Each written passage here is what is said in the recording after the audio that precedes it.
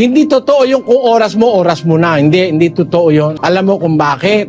Basahin natin ang Ecclesiastes Kapitulo 7, versikulo 17. Huwag kang magpakasamang lubha, ni magpakamangmangman. Bakit ka mamamatay bago dumating ang iyong kapanahunan? Ba't ka mamamatay bago dumating ang kapanahunan mo?